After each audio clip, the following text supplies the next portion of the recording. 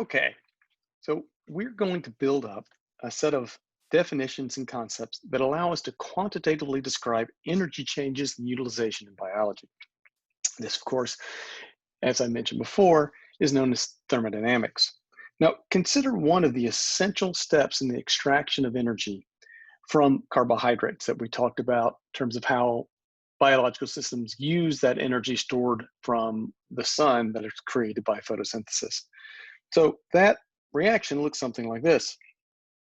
Involves taking glucose,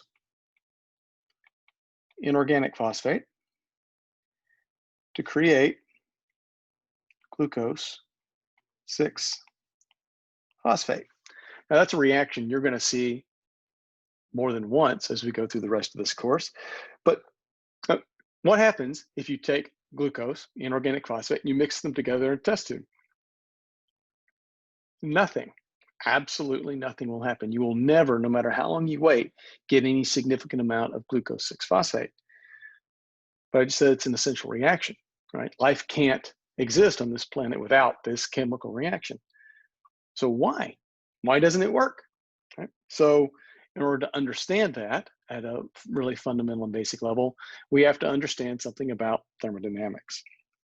Okay, so when we start thinking about this topic of thermodynamics, one of the first things we have to recognize is that to specify energy changes in a system or in biology or in any physical system, we have to define that system, right? And thermodynamics, this starts by basically demarcating some part of the universe that we're going to call our system.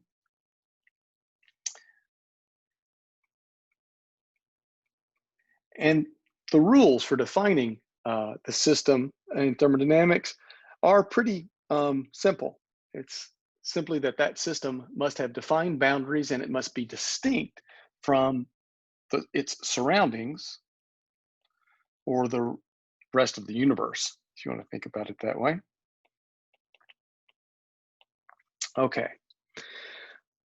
Now, there are three basic types of system we need to think about, all right, in terms of basic thermodynamics. The first is we can have a so-called isolated system.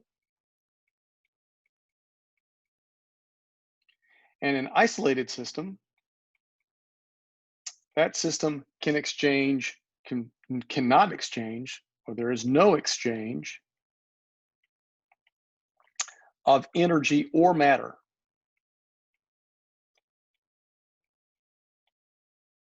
With the surroundings, all right? In a so-called closed system,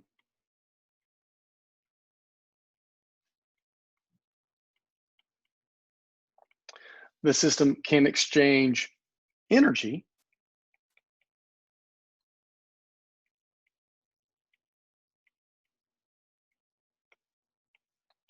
but not matter.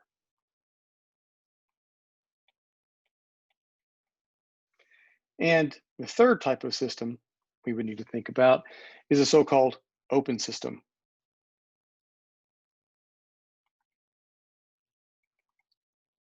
And an open system can exchange both matter and energy.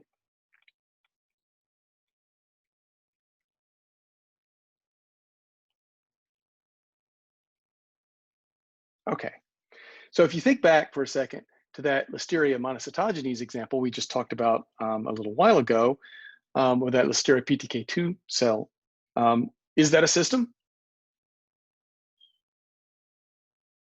Sure, it's a system. If you think about the boundaries of that PTK2 tissue culture cell defining a boundary condition between itself and the rest of the universe, that's a formal system. Okay, well, what kind of system is it? Think about that again.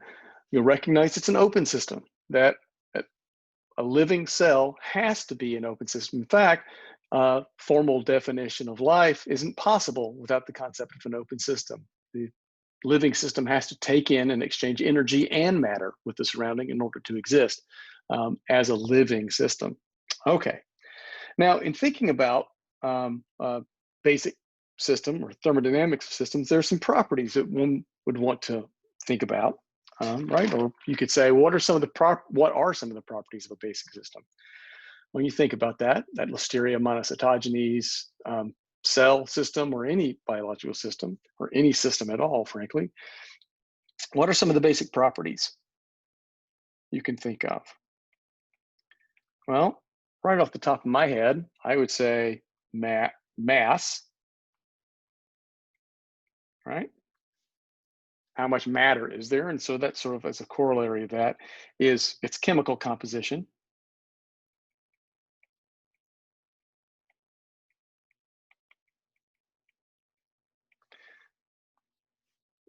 How big is it, right? In addition to how much does it weigh, how much matter is there? What's its volume? How hot is it, or how cold is it? So its temperature, maybe.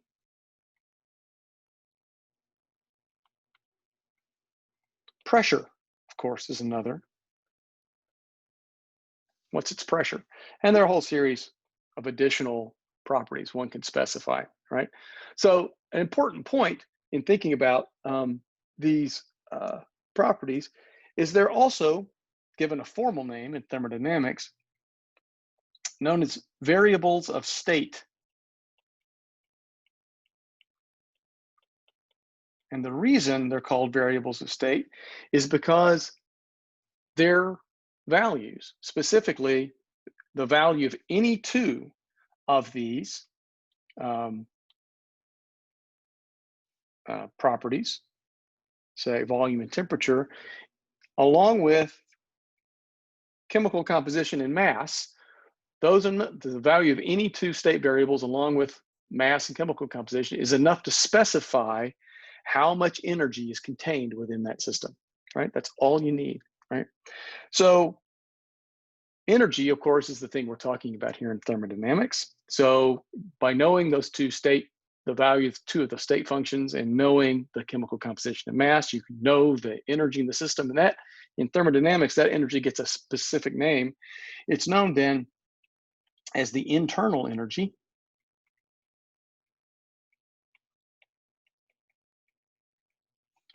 Right? And it's given the symbol in some systems. Some people will use the symbol E for the internal energy.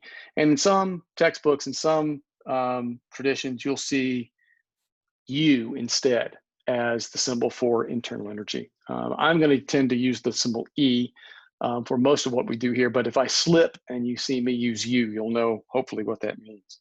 So the internal energy of a system contains all the energetic composition, everything in that system that provides a contribution to the overall energy of that system. I mean, that includes any and everything you could probably think of, right? So, for example, all the kinetic energy of all the molecules, right? All their thermal energy, all that kind of stuff, right? All the bond energies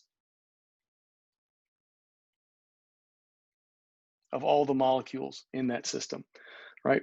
Um, or so specifically, chemical bonds,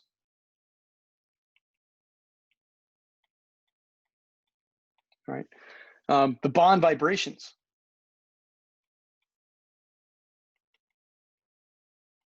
right?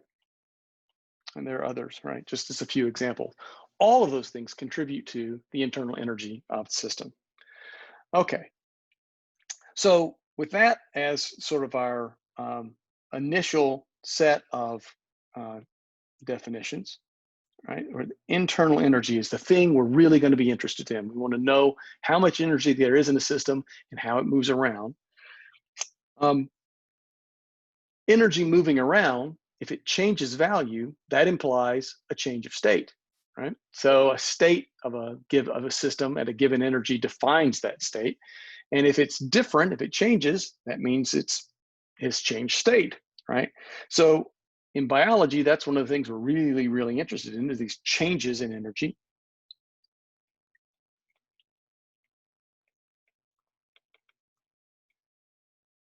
Which fundamentally means what we're interested in is delta E, or changes in the internal energy, right? Which, like I said, requires a change of state. So how do we think about that, right? How do you measure that? How do you specify it? How do you really understand it? So to do so, we need to go back to our definition of a thermodynamic system. I'm going to draw that back out again, right? So here's our system, right? And our surroundings are, of course, out here. But I want to think specifically about one type of system, right, for our purposes here. In particular, we're going to be thinking about a closed system, right? So this is a system that can exchange energy, but cannot exchange matter, remember. All right. So in thinking about how that system could transition between two different states by losing or gaining energy, we have to think about how energy can move in or out of the system, and it can really only happen in two ways, at least for our purposes. The first is a result of heat flow, and heat gets the symbol Q, right? Or work, right?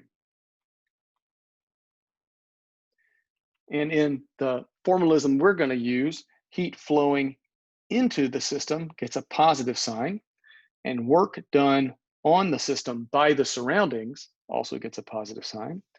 Likewise, heat flowing out of the system gets a negative sign, and work done by the system on the surroundings gets a minus sign. Okay, well, from your experience, your practical experience, and from your undergraduate chemistry, you should remember, of course, that energy is conserved, right? Can't destroy it. All you can do is move it around, right? Which is fundamentally just a restatement of the first law of thermodynamics.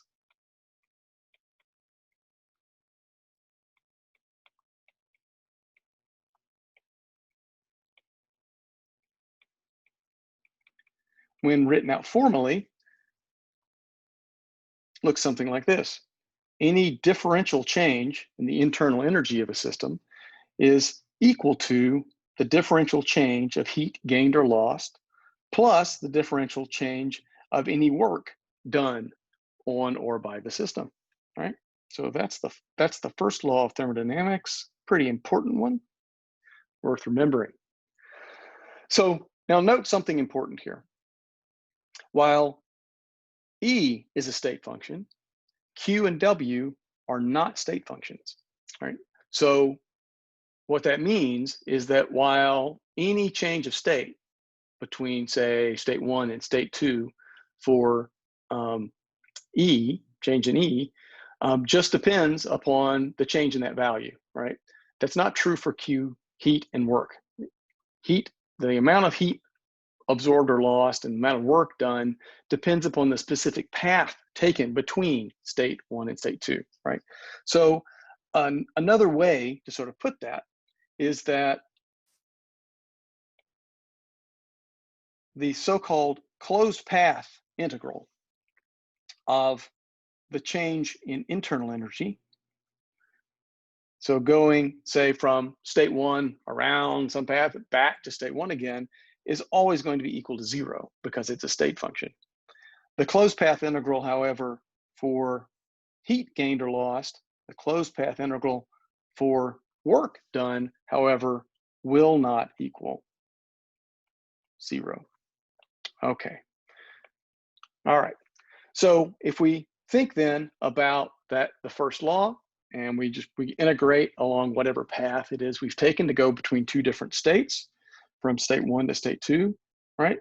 That would then look something like this, where delta E now simply equals Q plus W.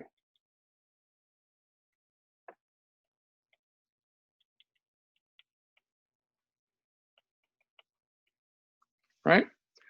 Okay. Now that's great, right? Formally, that expresses how the internal energy would change as heat and work are moved around. But the question is, how do you measure that? That's really, when you get down to it, that's what you want to know. I want a number. I want to be able to use that number to predict something or really understand some fundamental piece of chemistry or biology. Well, to understand how that works, we have to think about the system constrain the system in a set of ways to make that measurement a little easier to do, right? Or at least to illustrate some basic ideas that we need, right? So there are going to be a couple of cases we're going to think about. The first is a constraining case of the first law, where we basically are going to think about energy changes at constant volume. And why constant volume will become hopefully obvious here in a moment. All right. So the second constraint we're going to make is that we're only going to allow pressure volume work. There's lots of other kinds of work that's important in all kinds of systems. You're going to see when we come back to thinking about how that energy extraction process really works in a living system, specifically in electron transport, we're going to think about electrical work. But for now, we're just going to think about pressure volume work. And if we're only going to allow pressure volume work, what that means is the differential change in work is always going to be equal to minus P dV. All right, and the convention is that as defined, it gets a minus sign. Okay, so taking that, only allowing pressure volume work in our system, we can rewrite the first law so that it looks something like this. dE equals dQ minus P dV, right? Okay, but if we're going to operate at constant volume, we're going to constrain our system so there can be no change in volume. What that means, of course, is that dV equals 0, which means no work is going to be done on this system. And in that case, if dV equals 0,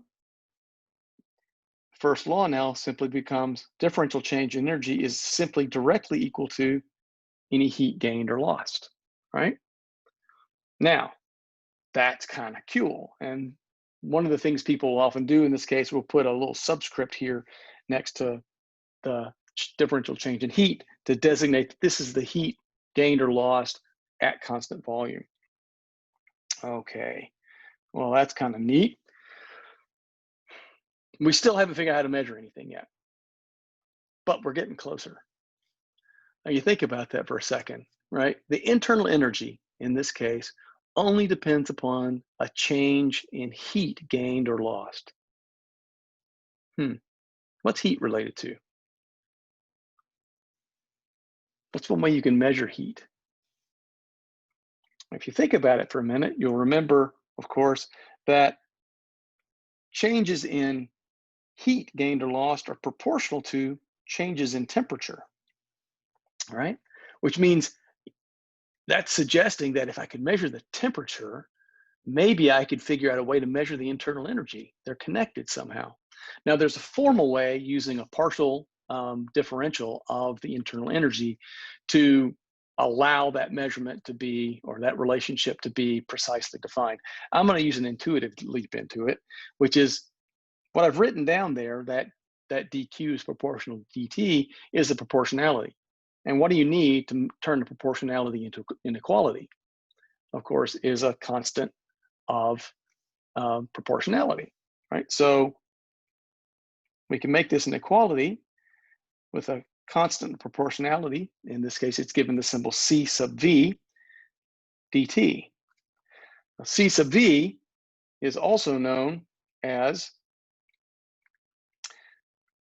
the heat capacity.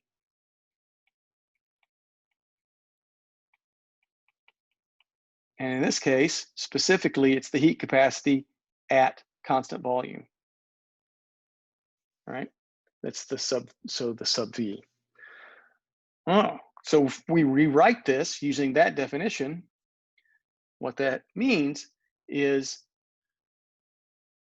dE, or we can rewrite this in the following way. Differential change in energy is just equal to the heat capacity times dt, and integrating, that means between two states, delta E has to simply be equal to the heat capacity times delta T. Now that is really neat, because what that means is if I have a system and I can robustly say that my system's in state 1 and it has now moved to state 2, and I can be absolutely certain I've constrained that system so that it can't change its volume, all I have to do is measure the change in temperature, and I can absolutely precisely specify how much the internal energy that system has changed, provided I know this compositionally dependent constant of proportionality, the heat capacity. As long as I know that, and the change in temperature, I can specify the change in internal energy, right? And that's pretty neat, right, when you think about it. Right, all those changes in bonding interactions and kinetic, all that stuff, right, that I would have very little hope of measuring in a microscopic way, right, with any tool readily available to me, I don't need to worry about. All I've got to know is a change in the temperature, and I know how much all that stuff in ensemble has changed, right, which is pretty neat. Okay, now that's great as far as it goes, except for one thing. In biology, situations of strictly constant volume is not really applicable to anything we would do, unless you're living in a bomb calorimeter, which, you know, most of us aren't, right? So we need to think about a second case in understanding how to measure changes in internal energy. So case 2. And in case 2, instead of thinking about a system at constant volume, we're going to think about it at constant pressure.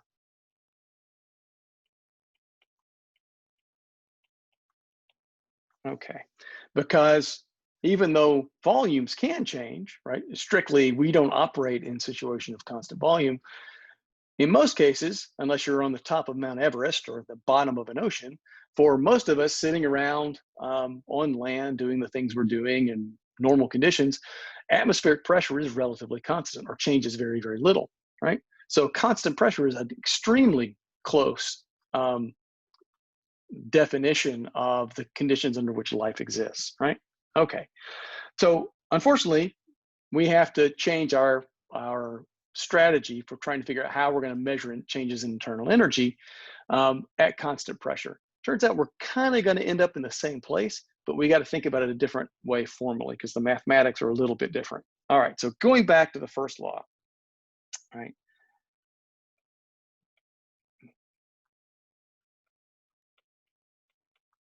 We're going to write that out again. Remember, differential change in energy, internal energy, is just equal to the differential change in heat gained or lost plus the differential change in work done. We're going to, again, only allow pressure volume work in this case, so dq minus pdv, right? But because pressure is a constant, right, we can directly integrate. We don't have to do any other, use any other direct constraints in the system because P is no longer a variable. So we can integrate this directly, which looks something like this. Integrating between state 1 and 2 of the internal energy. You just need to integrate along that path in terms of the heat gained or lost. We can move pressure outside the integral because it's a constant, recall, right? And then all we need to do is integrate the change in volume. Okay, so we run that definite integral and we end up with something that looks like this, right? Where E2 minus E1, the difference in internal energy between those two states, is equal to the heat gained or lost getting between those two states minus P times volume, the difference in the volume, right? Multiplying that through and grouping some terms, we end up with something that looks a bit like this, where we have E2 plus PV2 minus E1 plus PV1 equals change in heat. Well, that's kind of neat. Yeah, right? So I can write that out a slightly different way so that it's, again, grouping some terms. The change in the internal energy plus the pressure times the change in volume has got to just be equal to the heat gained or lost. Now, E is a state function, right? P is a state function. Pressure is a state function. Volume is a state function. Any combination of state functions is also itself a state function. And this combination, specifically here,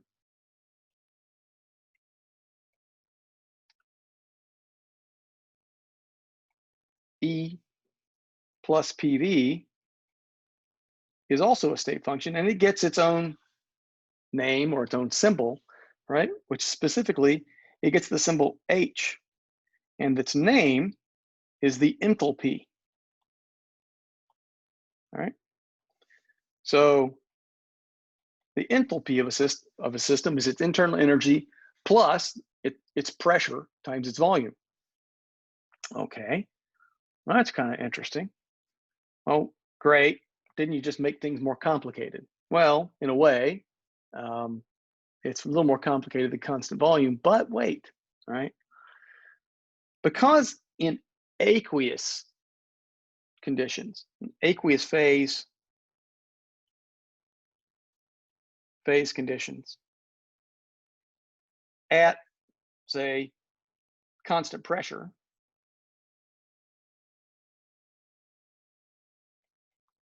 there's something you probably remember from your basic chemistry that is usually true. Under those conditions, the volume change for the most chemical reactions is basically zero, right? In aqueous phase conditions, most things that happen don't result in particularly large changes in volume, right? There are exceptions to this, but that's a really pretty good approximation under a lot of conditions. So if that's the case, right, we can write this out in a different way that makes things kind of nice and simple again. What that means is that from my definition of enthalpy here, we can write something out that looks like this. The change in the enthalpy of the system, delta H, has to be equal to delta E plus P delta V, right? Just thinking about these two things. But we know that delta E plus P delta V has got to be equal to the heat gained or lost, right? So this also has to be true. But if the change in volume is approximately zero, that means that the following is true. If that's true, that means I can just dispense with that. And if I can dispense with that delta V, what that means now, which is kind of cool, which is that delta H, the change in the enthalpy, which absolutely equals, by definition, the change in heat gained or lost, is going to be a very good approximation for the change in internal energy. So that's cool. So that means if I can measure the change in enthalpy, I get a constant price. So change in enthalpy. So if I can measure that, I've got a really good measurement of the change in internal energy. And all I have to do is measure the change in heat at constant pressure. And I've got it. Well, thinking back to the little excursion we went through and change it at constant volume, again, once again, what is a change in heat proportional to, right? So if I want to think about a change in heat at constant pressure, that again is going to be proportional to change in temperature, right? And using the same logic we used before, the change in heat at constant pressure will now be exactly equal to the change in temperature, as long as we know that compositional constant, the heat capacity, and now at constant pressure. Those heat capacities can change sometimes. Constant constrained at constant volume or constant pressure depends. Most cases are the same, but right. So if that's the case, that's cool. Because all of this, what this all means now, that delta H is equal to the change in, or the amount of heat gained or lost, right? And I know how to measure that now because all I have to do is integrate this equation, right? So that the heat gained or lost is going to be equal to the heat capacity times delta T. Wow, that's kind of cool. Because what that means now, if I want to measure the change in internal energy, all I have to do is measure the heat gained or lost. Oops.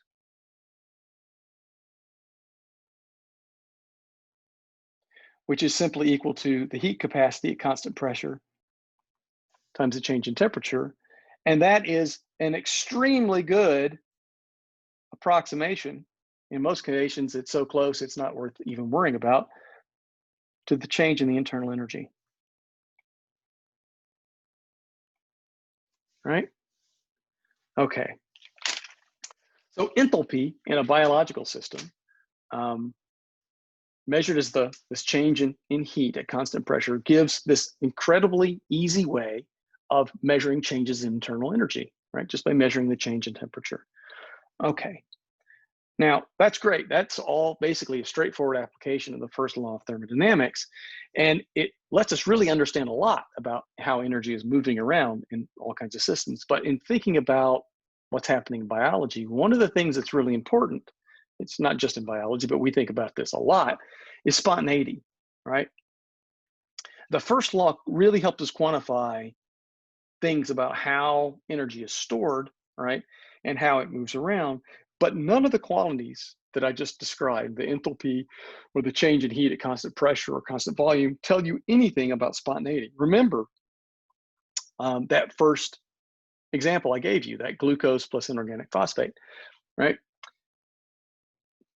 That reaction is not going to happen spontaneously, all right? And just knowing something about whether that reaction is endo or exothermic won't tell you whether the reaction is going to happen spontaneously or not, right? So another way to think about this, you think about heat flow, right, which is all we've been discussing at this point in terms of the first law. How does heat flow necessarily tell you what you need to know about spontaneity? All right, so if you think about, say, what's a spontaneous flow of heat? Well, you light something on fire that burns, right? That's spontaneous. It combusts, right? And it's exothermic. It gives off all kinds of heat. So that's spontaneous, right? Let's say you take a hot metal rod and you stick it into that fire and you get it really hot. And now you stick it on to something that's cold, right? Another piece of metal that's cold. The heat is going to spontaneously flow from the hot object into the colder object, right? That's spontaneous. But does that sort of thinking about heat flowing, is that enough to give you a sense of when something's going to be spontaneous or not? The answer is no. And here's an example to think about.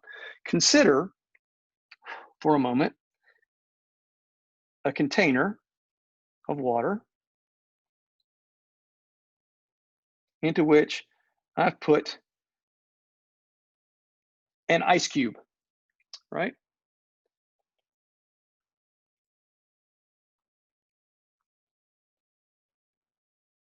Now, I'm going to take that whole container, I'm going to put it in a much larger water bath, and I'm going to jacket that water bath at 25 degrees Celsius. Here's my question for you. Which way does the heat flow? If the glass with my ice cube in it is my system and my water bath is my surroundings, which way does heat flow? Does it go this way or does it go this way? Of course, you know the ice cube's going to melt, but which way does the heat flow? Turns out, it doesn't flow out. This is an endothermic process. It's spontaneous. The ice cube is spontaneously going to melt. It will not be there after a few minutes. But the heat flow in this system occurs from the surroundings, from the water bath, into the system. Why? Okay.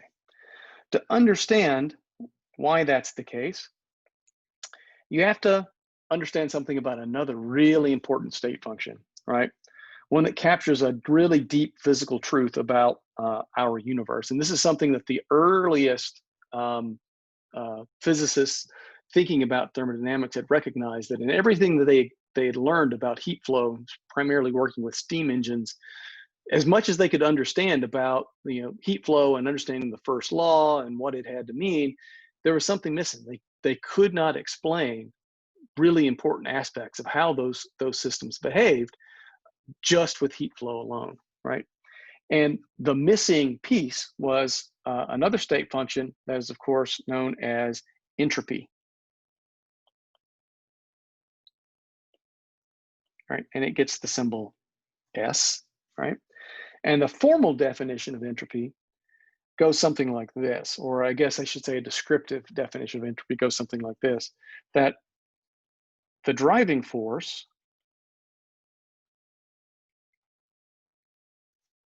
toward equilibrium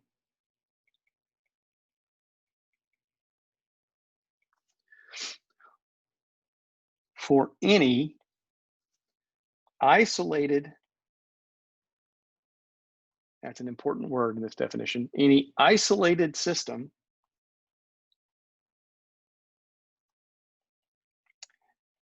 is an increase in entropy. Okay. Now, put another way, right, and linking up to this idea of spontaneity, which is something we're starting to think about here, right? So another way to sort of think about that definition goes something like this, that for any spontaneous process, right, the change in entropy of the universe has to be greater than zero.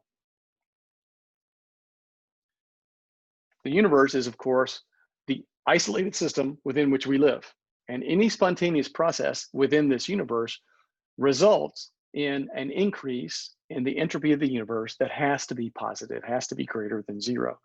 Formally, this is a statement of the second law of thermodynamics.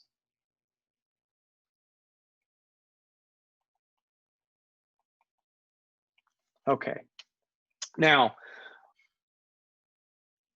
how do you define entropy, right, in a useful way, right? Okay, you gave it a symbol, right? A little bit of what it means, how you define it. There are a couple of ways. There's a traditional way that involves heat exchange that I'm not going to go through. Any of you who have had a good physical chemistry course will remember Carnot cycles and how you define entropy traditionally. I'll give you the definition next time. There's also a statistical mechanical way to define entropy. And rather than go through definitions of canonical ensembles, I'm just going to cut to the chase and give you the definition.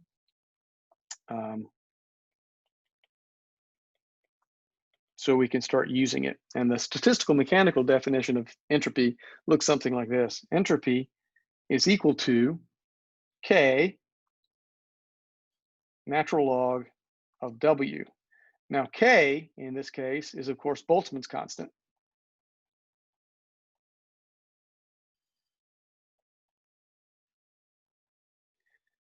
W is something known as the system degeneracy.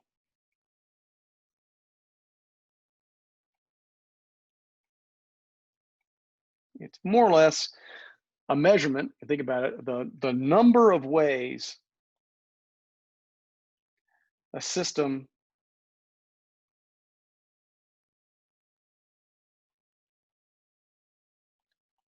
can be arranged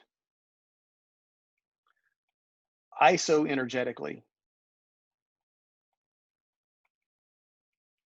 That means the number of ways a system can be arranged with the same energy with each configuration, right? Okay, so from that definition, of course, you can see that As the system degeneracy goes up,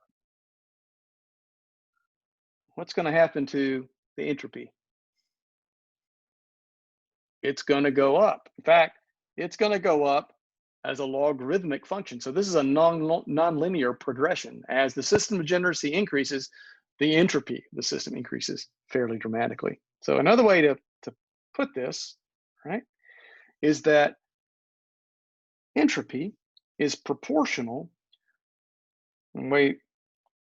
to the disorder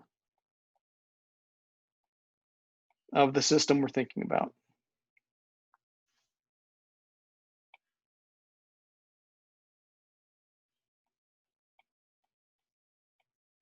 Okay. So go back to my ice cube example for a minute. Just go back up here for a second.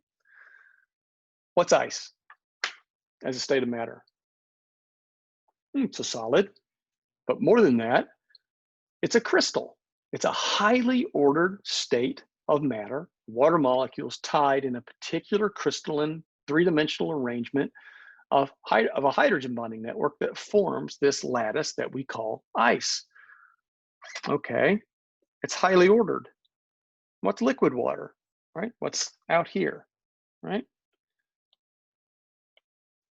Everything that's out here. Liquid water is, of course, highly disordered, right?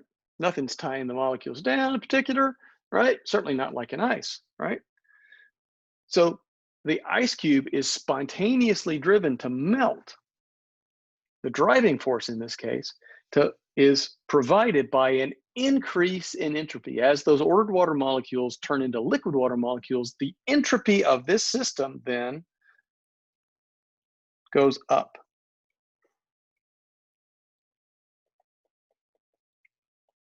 Right? And what's happening is that the heat being absorbed by the system is necessary to break the hydrogen bonds that hold that ice crystal together. And the disruption is ultimately driven by an increase in entropy. Okay, we're going to stop there, but something to think about for next time. Why does ice freeze at 0 degrees, right? Okay, so we'll stop there and I'll see you next time.